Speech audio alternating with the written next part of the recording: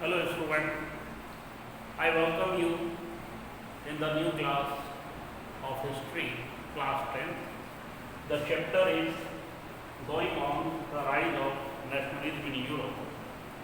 In the previous class, we have studied about the French Revolution, what were the changes occurred after the revolution in France, and the Napoleon Civil Code 1804.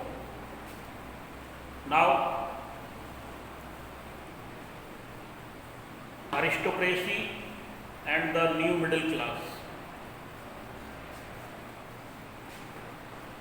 Aristocracy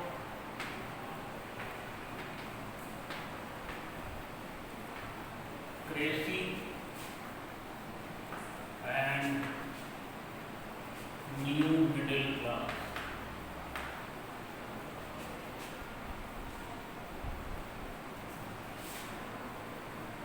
Europe में aristocracy थी।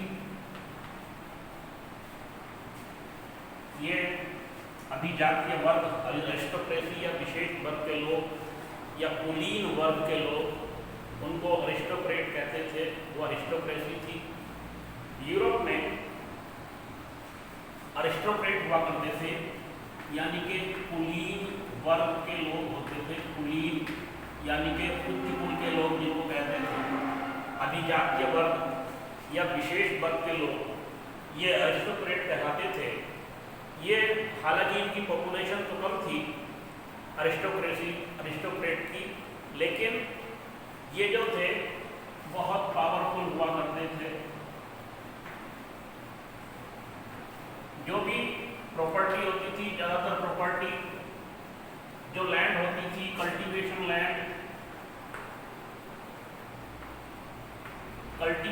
Land होती थी, खेती वाली जमीन, वो लगभग 60% इन aristocrat के पास होती थी। और जो पीजेंट हुआ करते थे, जो इनके खेतों में खेती करते थे, वो इनको टैक्स दिया करते थे। खेती करने के बदले इनको टैक्स देना पड़ता था। जमीन के मालिक भी अरिस्टोक्रेट होते थे। ये उच्च वर्ग के लोग थे, इनकी अपनी पहचान थी, रेस्पेक्ट थी, और ये बड़े पावरफुल थे। यहाँ तक कि जो किंग हुआ करते थे, मोनार्क हुआ करते थे, वो भी इनसे कर्ज ले लिया करते थे जब कोई विपरीत परिस्थितियाँ होती थी। तो ये जो अरिस्टोक्रेट थे, यानी कि यूरोप में अरिस्टोक्रेसी थी, अभिजातीय वर्ग के लोग थे। उस टाइम यूरोप के देशों में इक्वालिटी नहीं थी। जो आपने क्लास 9 में पढ़ा था कि फ्रेंच सोसाइटी डिवाइडेड थी, क्लैरिजी जो चर्च के फादर और सिस्टर होते थे, नोबेलिटी में यही अरिस्टोक्रेट आते थे, और कॉमन पीपल। बाकी कॉमन पीपल हुआ करते थे। फ्रेंच सोसाइटी में ये जो थे, एग्जाम्पल दे रहा हूँ, यूरोप के बाकी देशों में यही हालात थे। क्लैरिटी और नोबेलिटी पॉपुलेशन का 10% थे, और जो कॉमन पीपल थे थर्ड स्टेट में आते थे, वो 90% पॉपुलेशन थे। यानी कि इनकी संख्या तो कम थी, लेकिन ये उच्च वर्ग के लोग थे, कुलीन लोग थे। इनके पास प्रॉपर्टी हुआ करती थी, इनके पास ये जमींदार, जैसे हमारे यहाँ पे जमींदार होते थे, वैसे ही अरिस्टोक्रेट होते थे यूरोप में। तो ये बड़े पावरफुल थे। दूसरे, ये लोग आपस में एक दूसरे से जुड़े हुए थे। यहाँ तक कि ये लोग जो शादी करते थे, उच्च वर्ग के लोग शादी के रिलेशन के जरिए, मैरिज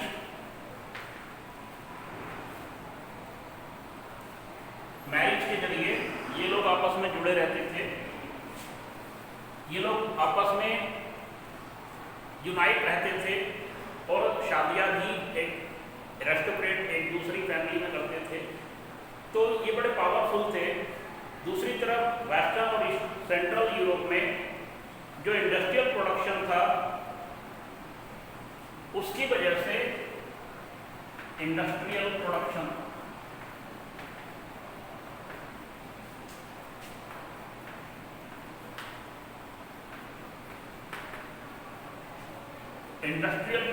था उसकी वजह से टाउन डेवलप हो रहे थे, इंडस्ट्री लग रही थी, टाउन डेवलप हो रहे थे। इंग्लैंड में जो इंग्लैंड है, जो बाद में ग्रेट ब्रिटेन बना, उसके बाद यूके बना, इंग्लैंड में तो 18वीं सेंचुरी के सेकेंड हाफ में यानी कि 1750 के बाद इंडस्ट्री लग रही थी।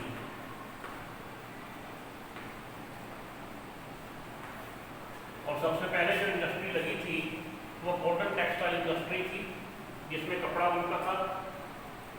इंग्लैंड में 1750 के बाद इंडस्ट्री लग गई थी, लेकिन फ्रांस में, जर्मनी में और दूसरे यूरोपियन कंट्री में ये 19वीं सेंचुरी में लगी। 19वीं सेंचुरी का मतलब 1800 के बाद, आफ्टर 1800 के बाद दूसरे यूरोपियन कंट्री में इंडस्ट्री लगनी शुरू हुई थी। यानी कि आफ्टर 50-60 ईयर इंग्लैंड में इंडस्ट्री आने के बाद यूरोप के दूसरे देश में इंडस्ट्री लगनी शुरू हुई थी। तो क्योंकि सेंट्रल यूरोप और वेस्टर्न यूरोप में इंडस्ट्री लग रही थी, तो जो गांव में रहने वाले लोग थे, जो विलेजर्स थे, वो इंडस्ट्री में काम करने के लिए आ रहे थे और वो स्लम्स में, ओवर क्राउडेड स्लम्स वो भी ओवर क्राउडेड।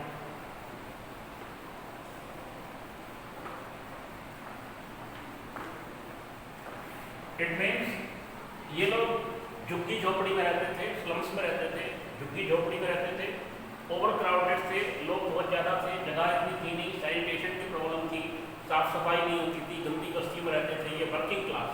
और यहाँ पे एक नई क्लास बन गई थी, वर्किंग क्लास। जो लोग इंडस्ट्री में काम करने के लिए पहुंचे वो बाद में इंडस्ट्री के आसपास ही रहने लगे, उसकी वजह से टाउन डेवलप हुए और टाउन डेवलप होने से यहाँ पे एक वर्किंग क्लास बन गई। जो वर्कर्स थे, इंडस्ट्री में काम करने वाले वर्कर्स थे, उनकी वजह से एक नई क्लास बनी। और इंडस्ट्रियलाइजेशन की वजह से यूरोप में, इंडस्ट्रियलाइजेशन की वजह से यूरोप में मिडिल क्लास ग्रो हुई। इंडस्ट्रियलाइजेशन की वजह से यूरोप में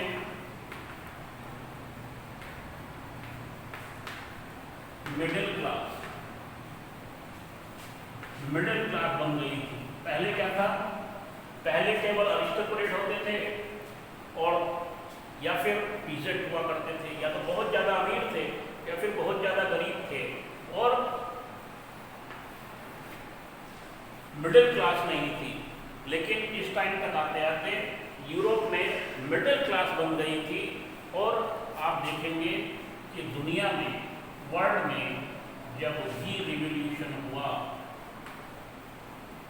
जब भी लोगों ने आवाज़ उठाई, जब भी सिस्टम में चेंज हुए, उसका कारण मिडिल क्लास होती है। मिडिल क्लास होती है क्यों? क्योंकि अमीर को ज़रूरत नहीं होती, क्योंकि वो तो प्रिविलेज हासिल है, उनको विशेष सुविधाएं हासिल है, उनके पास सारी प्रॉपर्टी है, सारी प्रॉपर्टी के मालिक वो हैं, तो वो क्यों रिवॉल्यूशन के लिए परेशान होंगे? उन्हें क्यों सिस्टम में बदलाव लाना है?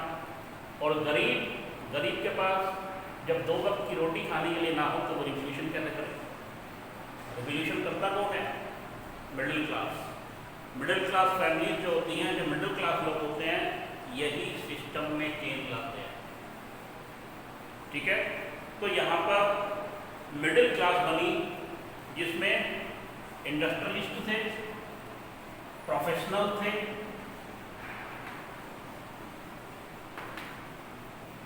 और एजुकेटेड लोग थे, ट्रेडर थे, इंडस्ट्रियलिस्ट थे, प्रोफेशनल थे, और मोस्टली एजुकेटेड लोग क्या हो गए थे, मिडिल क्लास में आ गए थे। यानी कि अब यूरोप में मिडिल क्लास आ गई थी, और जब मिडिल क्लास डेवलप हो गई थी, इसीलिए यूरोप में नेशनलिज्म आया, लिबरलिज्म आया, और उसके बाद यूरोपियन सोसाइटी में चेंजेस आने शुरू हुए। तो सारा झगड़ा शुरुआत कहाँ से होती है कि मिडिल क्लास वहाँ पे ग्रो हो गई। अब देखिए लिबरल नेशनलिज्म,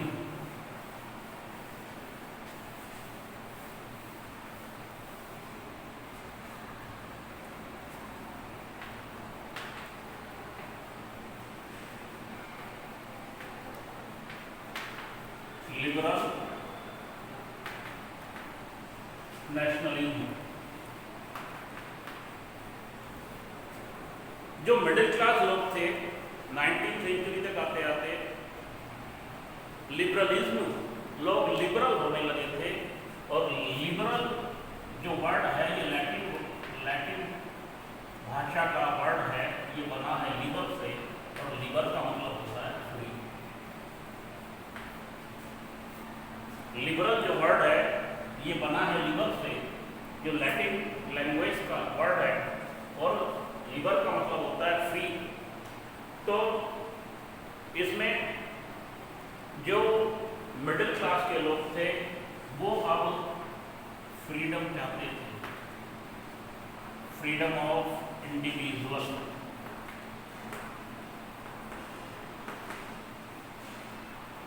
यानी कि इंडिविजुअल मीन्स हर एक व्यक्ति, प्रत्येक व्यक्ति, अब जो भी व्यक्ति है उसको फ्रीडम मिले, आज़ादी मिले, एंड इक्वलिटी बिफोर लॉ।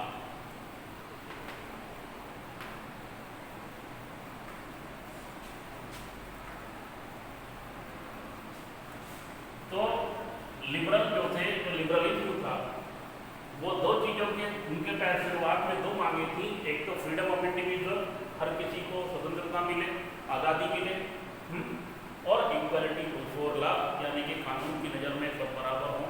यानी कि कानून की नज़र में सब बराबर होने का मतलब क्या है कि जो प्रिविलेज है on the basis of birth उसको ख़त्म किया जाए। और ये जो लिबरलिज्म है ये शुरुआत हुई थी फ्रेंच रिवॉल्यूशन से, जो आपने इससे पहली वीडियो में भी पढ़ा। फ्रेंच रिवॉल्यूशन से शुरुआत हुई थी। क्यों? क्योंकि फ्रेंच रिवॉल्यूशन में जो प्रिविलेज थे on the basis of birth वो खत्म हो गए थे। प्रिविलेज का मतलब होता है खास सुविधाएं किसी को मिलना। और इकोनॉमिक स्फेयर पे बात करें लिबरलिज्म की, तो वो क्या था?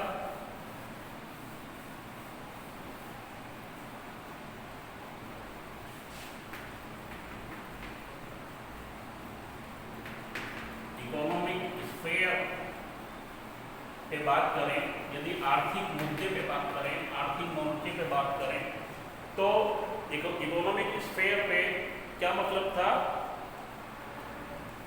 To liberal the market. It means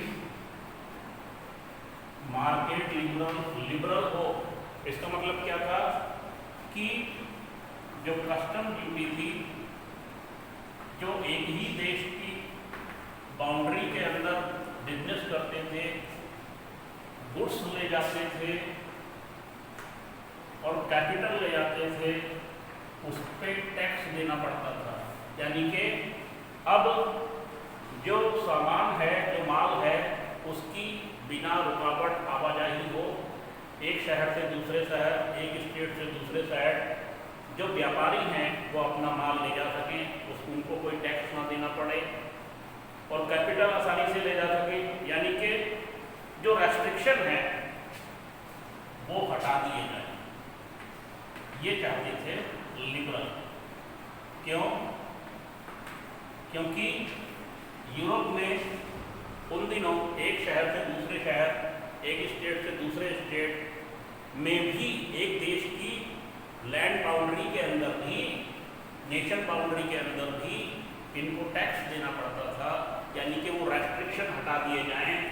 यदि पॉलिटिकली लिबरलिज्म की बात करें तो ये चाहते थे कि इक्वालिटी बिफोर लॉ हो और फ्रीडम ऑफ इंडिविजुअल मिले, और इकोनॉमिक स्फेयर पे without restriction the goods and capital moves. तो एबोलिशन हो, जो स्टेट इम्पोज टैक्सेस हैं, जो सरकार ने टैक्स लगाए हुए हैं, उनको हटाया जाए, सरकार वो टैक्स हटाए, उनको एबोलिश करे, रिमूव करे। अब देखिए लिबरलिज्म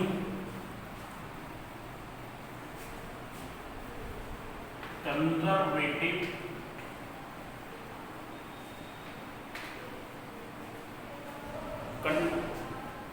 कंजर्वेशन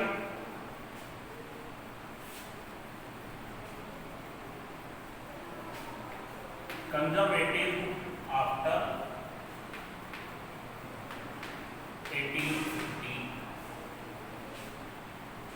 1815 के बाद यूरोप में फिर से कंजर्वेटिव्स आए, रूढ़िवादी।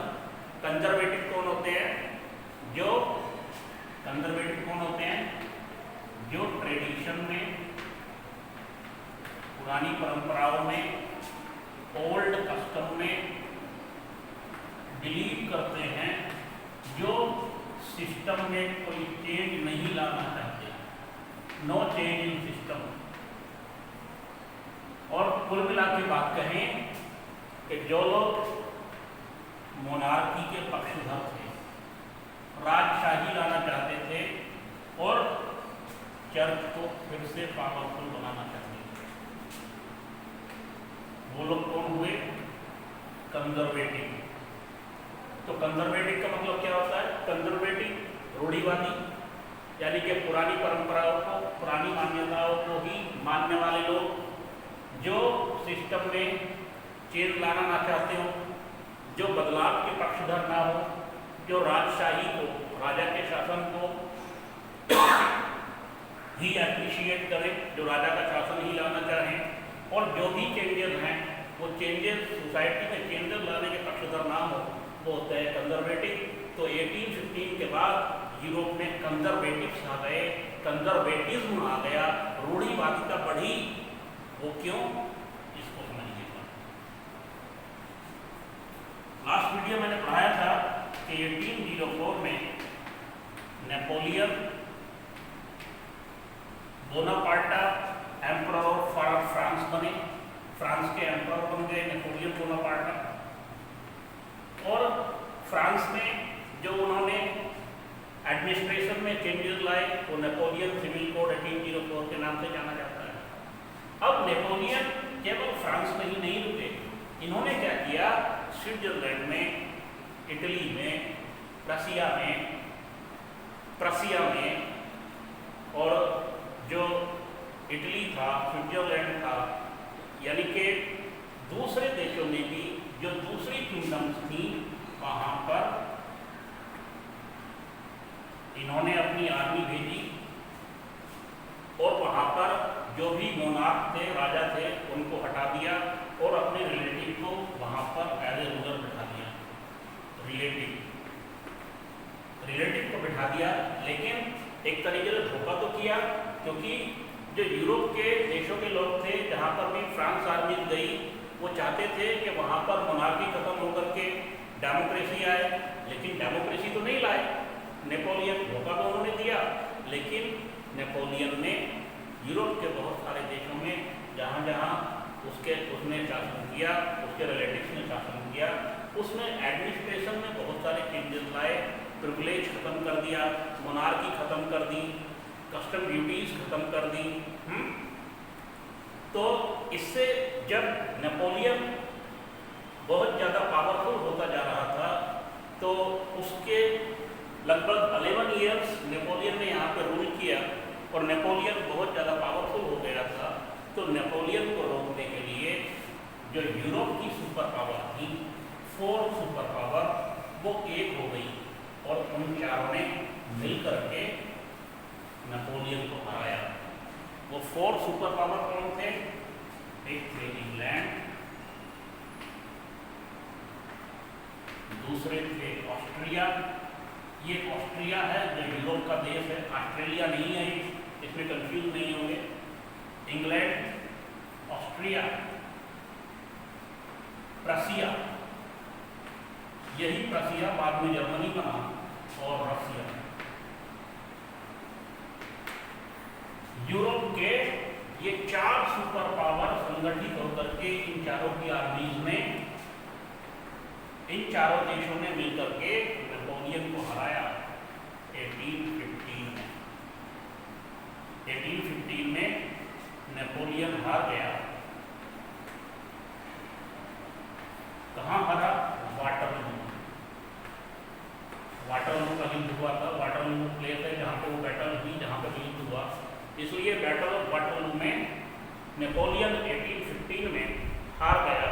और उसके बाद जब नेपोलियन को हरा दिया गया तो ऑस्ट्रिया का जो शहर है वियना, ऑस्ट्रिया का जो शहर है वियना, वहां पर ये ऑस्ट्रिया का शहर है, वहां पर इनकी मीटिंग हुई, यानी कि ट्रीटी में संधि। जब कुछ देश, 2 देश या 2 से ज़्यादा देश आपस में मिलकर के कोई समझौता कर लें तो वो ट्रीटी कहलाती है। ये वियना ट्रीटी या वियना कांग्रेस के नाम से जाना जाता है, वियना कांग्रेस। तो वियना में इन चारों देशों ने के जो प्रतिनिधि थे, रिप्रेजेंटेटिव थे, यानी कि जो भी रूलर थे, उन्होंने वो मिले और उन्होंने वहाँ पर वियना कांग्रेस, जो क्या क्या डिसीजन लिए वो वियना कांग्रेस के नाम से जाना जाता है। तो 1815 के बाद, क्योंकि यूरोप में नेपोलियन के आने के बाद वहाँ पर मोनार्क खत्म कर दिए गए थे, प्रिविलेज खत्म हो गया था, चर्च फ्री हो गए थे, मतलब उनकी पावर खत्म हो गई थी। तो 1815 में फिर से कंजर्वेटिव्स आ गए, फिर से कंजर्वेटिज्म को, रूढ़िवादिता को रीस्टोर किया। किसने? ये जो 4 सुपर पावर थे, कौन? इंग्लैंड, ऑस्ट्रिया, प्रसिया और रसिया। इन चारों की आर्मीज ने मिलकर के वाटरलू में नेपोलियन को हराया। अब आप समझिए कि नेपोलियन कितना बड़ा जनरल था, कितना बड़ा योद्धा था और कितनी बड़ी अच्छी उसकी सेना हुई थी कि उसको हराने के लिए 4 देशों को एक साथ आना पड़ा। तो वियना कांग्रेस में क्या क्या चेंजेस हुए वो देखिएगा। वियना कांग्रेस में क्या चेंजेस हुए? वियना में जो ट्रीटी हुई उसमें क्या क्या बदलाव हुए? इस ट्रीटी में, वियना ट्रीटी में नंबर 1 पॉइंट अंडू कर दिया गया। अंडू कर दिया गया नेपोलियन जो भी चेंजेस लाया। नेपोलियन फ्रेंच सोसाइटी में और यूरोप की सोसाइटी में, एडमिनिस्ट्रेटिव सिस्टम में, सरकार में, पॉलिटिकल जो भी चेंजेस लाया था उसको अंडू कर दिया। अंडू मतलब वो चेंजेस खत्म कर दिए गए। अंडू कंप्यूटर में, मोबाइल में आपने देखा होगा, अंडू का ऑप्शन आता है। अंडू मतलब जो आपने काम किया है उसको खत्म कर दो। तो सबसे पहला काम क्या किया इन्होंने कि नेपोलियन के टाइम में जो भी चेंजेस आए थे, जो भी बदलाव आए थे, उसको अंडू कर दिया, उन परिवर्तन को, चेंजेस को खत्म कर दिया। उसके बाद नंबर 2, फ्रांस में जो बोरबोन डायनेस्टी थी,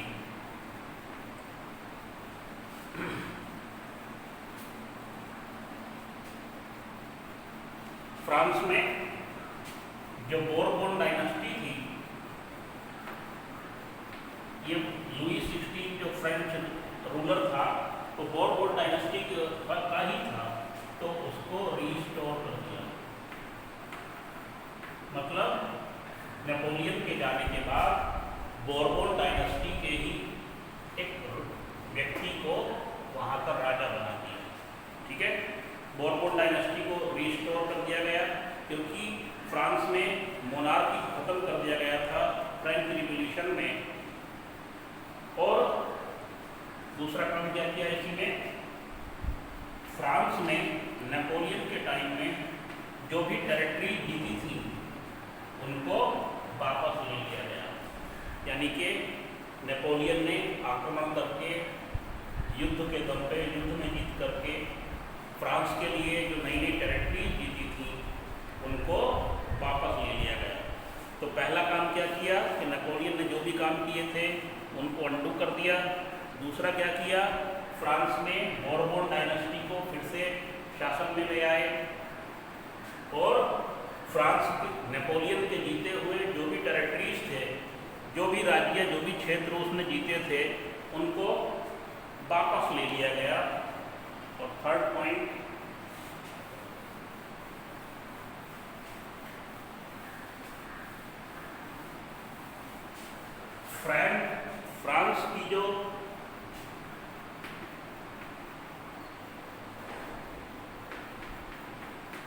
फ्रांस की जो नेशन बाउंड्री थी,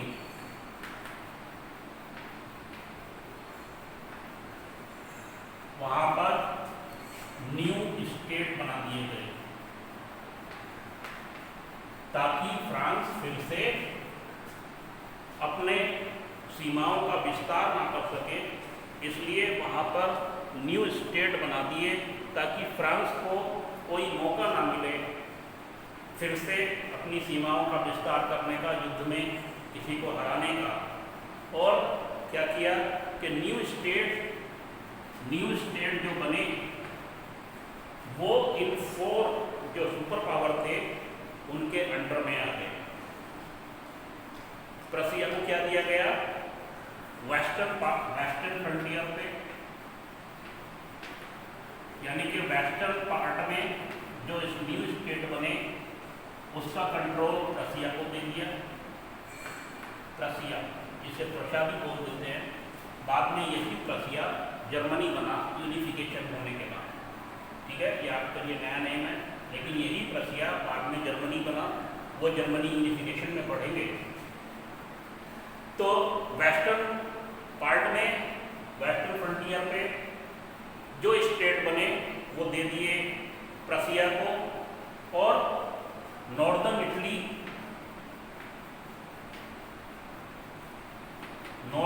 जो था उसका कंट्रोल दे दिया ऑस्ट्रिया को। समझेंगे? ठीक है, नॉर्दर्न इटली, ये इटली यूनिफिकेशन में आप पढ़ेंगे कि इटली 5 फ्रेगमेंट में बटा हुआ था, 5 टुकड़ों में बटा हुआ था। बाद में इटली का यूनिफिकेशन हुआ था तो इटली अलग अलग छोटे छोटे 5 स्टेट में बटा हुआ था। तो जो नॉर्दर्न इटली था उसका कंट्रोल दे दिया ऑस्ट्रिया को। उसके बाद ईस्ट वाला हिस्सा रसिया को दिया गया।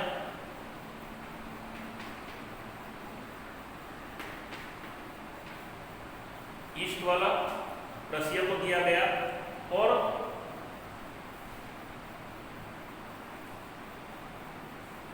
ये जो ईस्ट वाला हिस्सा था ये पोलैंड था। पोलैंड का कंट्रोल रसिया को दे दिया, पोलैंड। ठीक है, और जो सैक्सोनी था, सैक्सोनी यहाँ पे नया स्टेट बनाया गया था, सैक्सोनी, उसका कंट्रोल रसिया को दे दिया। ये चेंजेस हुए 1815 के बाद। और उनकी मेन इंटेंशन क्या थी, ये सब करने के पीछे इंटेंशन क्या थी कि वो मोनार्की को रिस्टोर करना चाहते थे, फिर से राजशाही यूरोप में लाना चाहते थे और वो लेकर के आए। चर्च को फिर से पावरफुल बनाया गया और जो भी टैक्स नेपोलियन ने हटा दिए थे उनको फिर से इंट्रोड्यूस कर दिया गया, यानी कि 1815 में नेपोलियन के युद्ध में हारने के बाद यूरोप में फिर से कंजर्वेटिव्स आ गए। क्लियर? 1815 में वाटरलू में नेपोलियन को जो 4 सुपर पावर थी, रशिया, प्रशिया, इंग्लैंड और ऑस्ट्रिया, उन चारों की सेनाओं ने मिलकर के हराया। और वियना में जब इनकी मीटिंग हुई, एक बात और मैं आपको बताना चाहूँगा कि वियना में जो मीटिंग हुई, जो वियना कांग्रेस या वियना ट्रीटी के नाम से जानी जाती है, उस मीटिंग का जो हेड था, जो होस्ट था, वो था ऑस्ट्रिया का chancellor Duke Metternich. Duke Metternich ये ऑस्ट्रिया का चांसलर, ऑस्ट्रिया चांसलर। चांसलर कौन होते हैं? एक्चुअली जर्मनी में आज भी जो सर्वोच्च पद है, सर्वोच्च संवैधानिक पद है, जो हाईएस्ट कॉन्स्टिट्यूशनल पोस्ट है, वो चांसलर होती है। जैसे हमारे यहाँ पे प्राइम मिनिस्टर होते हैं, कुछ देशों में प्रेसिडेंट जो होते हैं वो हेड ऑफ द नेशन होते हैं, हेड ऑफ द गवर्नमेंट होते हैं, हेड ऑफ द नेशन होते हैं। इसी तरीके से ऑस्ट्रिया में चांसलर होते हैं, जर्मनी में चांसलर होते हैं। ठीक है, तो जर्मनी का जो चांसलर था ड्यूक मेटरनिक, उसने वियना कांग्रेस की जो मीटिंग हुई थी वो उसका हेड था। ये 1 मार्क्स में आ जाता है। क्लियर? और वैसे भी एग्जाम में MCQ ज़्यादा आने हैं, तो इसको ध्यान रखेंगे कि ड्यूक मेटरनिक ने अध्यक्षता की थी वियना कांग्रेस मीटिंग की, वियना कांग्रेस की। क्लियर? ये था कि यूरोप में कंजर्वेटिव कैसे आए। इसके बाद देखिए रिवॉल्यूशनरीज।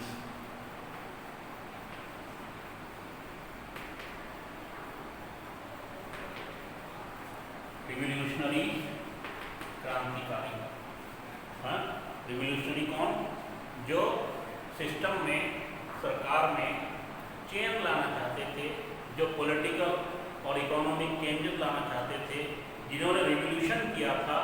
तो 1815 के बाद क्योंकि फिर से यूरोप में कंजर्वेटिव आ गए थे, यूरोप में कंजर्वेटिव आ गए थे, और जो डेमोक्रेट्स थे, जो रिवॉल्यूशनरी थे, जो डेमोक्रेसी के पक्षधर थे, उनको अंडरग्राउंड होना पड़ा था, उनको छुपना पड़ा था। ठीक है, तो जो लिबरल थे, लिबरल नेशनलिस्ट थे, उदारवादी, उदार राष्ट्रवादी, उनको छुपना पड़ा था और उनको छुप करके अपनी गतिविधियां चलानी पड़ी थी, अपने आइडियाज़ लोगों तक पहुंचाने पड़े, नए लोगों को ट्रेनिंग करने के लिए नए नए क्लब बने। ये बात थी रिवॉल्यूशनरी की। Now the remaining part of this chapter in next video. Thank you.